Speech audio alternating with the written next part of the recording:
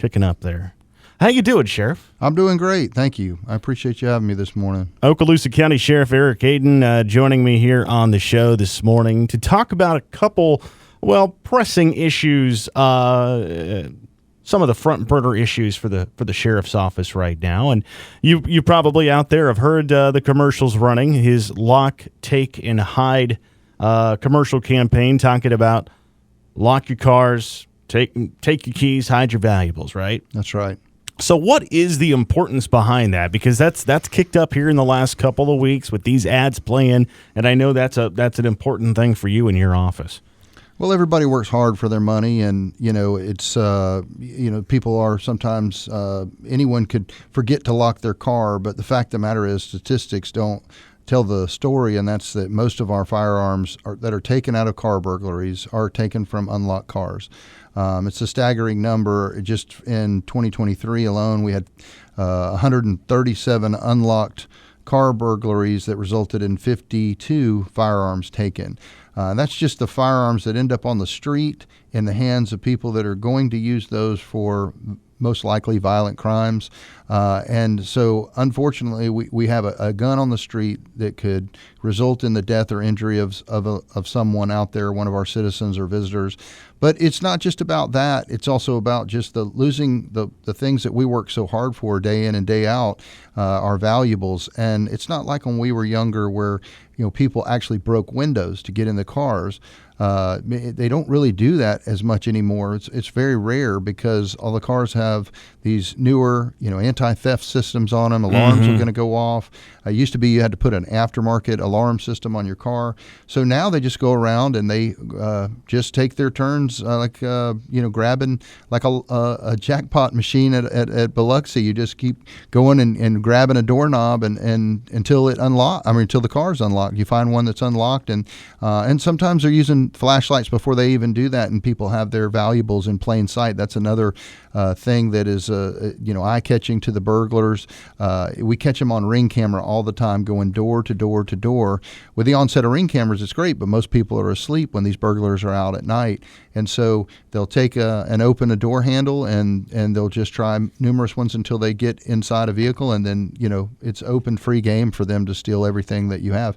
And it's even worse because most people have their garage door openers in their cars, so that's another reason to keep it locked, because then they could even do even more damage to you. Right. Didn't even think about the garage door opener. And there's a lot of folks out there. We live on the coast, so maybe you have a convertible. If you're going to the beach, or if you're parking in a public parking lot, just a reminder: put the soft top up if you're going inside for an extended time, because that's just another open invitation for someone to go through your glove box or go through your center console or find something. And nefarious activity usually happens when it's convenient. Yeah, and these people that are committing these burglaries, they're using it for they're using opportunity of people that either have their cars unlocked, and sometimes they're using the opportunity of seasonal visitors here. They know that there are a wealthy constituent number of people that come here and they vacation here, and they'll hit those high traffic areas, either those condos at night, or they'll hit the areas that don't necessarily have security guards. Some of these places like Crystal Beach, that have a high density of houses in a small area, and they're your middle to upper class visitors here. Yeah. And most of them have firearms, and most of them, I hate to say, come from areas where they feel that it's safe enough that they can keep their cars unlocked at night. And I don't know that those places exist in America anymore, but maybe they come from those areas, or they just forget, or maybe they don't realize they have their firearm in the car or their valuables, and then they seem to get taken advantage of because the criminals know that they're very likely not going to come back and want to go to court and those sort of things. It's logistically challenging for them to come from Nashville, and now we have people coming from Maryland and all over the place that come here and visit, and so it creates a challenge that and those people take the opportunity to go prey on them.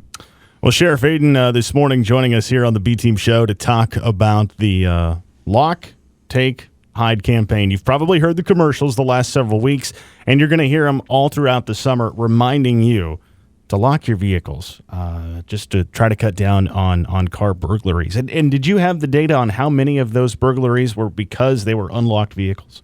Yeah, we had 314 total car burglaries in 2023 and 224 in 2024. I think the reason that we see a reduction in that is doing these campaigns like this has helped remind people and educate them on the importance of locking the cars. But yeah, we had out of that 137 of those car burglaries were from unlocked cars, and we had 52 firearms taken in 2023 and 29 firearms taken out of 110 unlocked vehicles in 2024. Yeah, so that's a big chunk right there. So lock your vehicles. That's the story on that one. Now, Sheriff, you're going to stick around. We're going to talk about another hot button issue here in Okaloosa County in about 10 minutes. So stay with us. All of that on the way. So we're going from car break-ins and theft into drug overdoses now.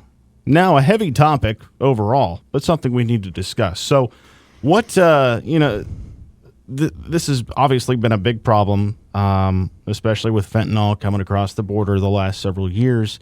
So where do things stand here in Okaloosa County today? Well, today our numbers look pretty good, and I think it's two reasons. The biggest contributor to that is the fact that people can purchase Narcan over the counter, and if you don't know what Narcan is, it reverses the opioid effect. And the first that was controlled by first responders, they were the only ones to get it, and then a few years ago we started seeing it available in CVS, and a lot of your medical offices keep it on hand. Because it's rampant, as you said, Schulyler. It's nationwide epidemic. It's been going on since well before 2020.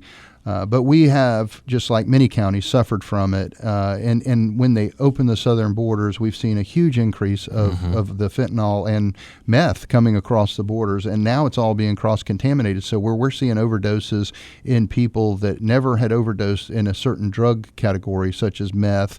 Even marijuana, we're finding people overdosing because it's being cross-contaminated. So that being said, let's stick to the fentanyl and the opioids. That's what's typically caused our overdose deaths in the county. The numbers look staggeringly great right now, but it's misleading because now with the onset of Narcan being available, if you have a loved one or if you're a drug addict or you're a family member of a drug addict, you're going to likely keep Narcan on hand. And so we're not seeing the number of reported cases. For instance, in 2022, 294 overdoses in the county with 45 deaths.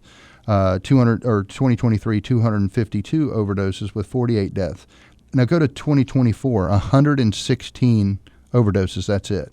I mean, and now we're tracking less than 60 a year. We're at 19 in the first 4 months. So wow. And it's not because we're not having as many overdoses. But we are. On the good note here is that we have put something in place here with the assistance of the Department of Health and other entities, United Way and other people that have come together to try and provide services to individuals that may be suffering or family members.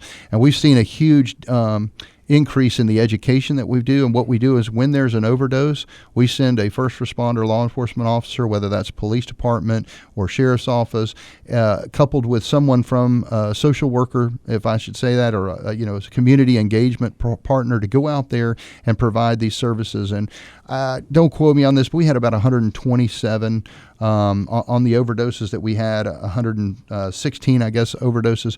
We made contact with more than half of those people, and of those, a large percentage took us up on the services that we had to offer. And the reason that's important is it decreases the recidivism or the repeat overdoses that we were seeing. We were the first county to do this in the state, to use this particular model.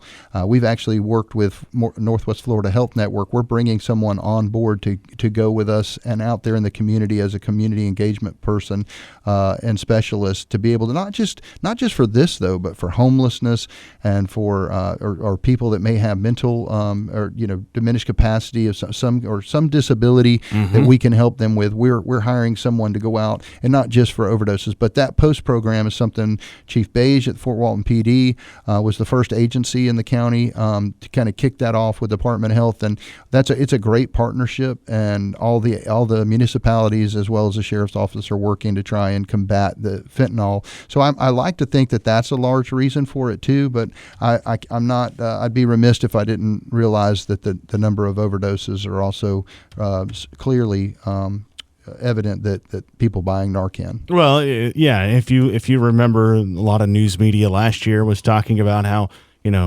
across the board, U.S. crime is down. Well, it's down when it doesn't get reported and it doesn't get prosecuted. So a similar type of situation here is there's just a lot of stuff that's not getting reported because Narcan's available to everyone now. That's right. So important discussion there. And one other quick topic before I let you go. Scams and fraud. Yep. It's rampant. Every community is experiencing these calls that we get. And I don't care how much education and how much social media engagement we have to try and get our message out there. But I appreciate you bringing that up because we get people, they're so good nowadays. They're not using foreign accents. They're not using a foreign number, even though all of us get those spam calls and our smartphones are smart enough to recognize it. But there's oftentimes they are so smart. They're all using voice over IP phone through their computer system. So it's a non-traceable phone. They're able to spoof our number and they're gotten smart enough. They will do research and they'll find someone who works at the agency, and they will name drop them when they call and say, this is Captain Matt Harrison or whoever from the sheriff's office. And because they know somebody's going to fact find them, a large number of them will. But I can assure you, the message that I want to say is that no law enforcement agency is going to call you and tell you to exchange money in order to take care of an issue. It doesn't work like that. And that's really the goal. They will try to scare you. They will use scare tactics to try and coerce you into using money to make a problem go away. And I can assure you, please come to our office if someone calls you. I do want to say this. There is really it's hard to prosecute those cases because they're coming from non-extraditable areas. And so what I would tell you is you can report this to IC3. That's the letter I, letter C, the number 3.gov. IC3.gov. Yeah, please do that. It's the only way that the feds are trying to track this and trying to engage with local law enforcement and the citizens that are getting preyed upon to try and track these people and hold them accountable. All right, that is another topic I would like to give a little more time to in the near future. So let's set up another time where we can get you back in here to talk a little bit more about scams and fraud, because as you said, they're getting more and more creative and efficient at what they do. So, artificial intelligence is right there, and they're fixing to start using that, even more and more. And probably could use American sounding accents. That's too, right? So, yeah, kind of scary. All right.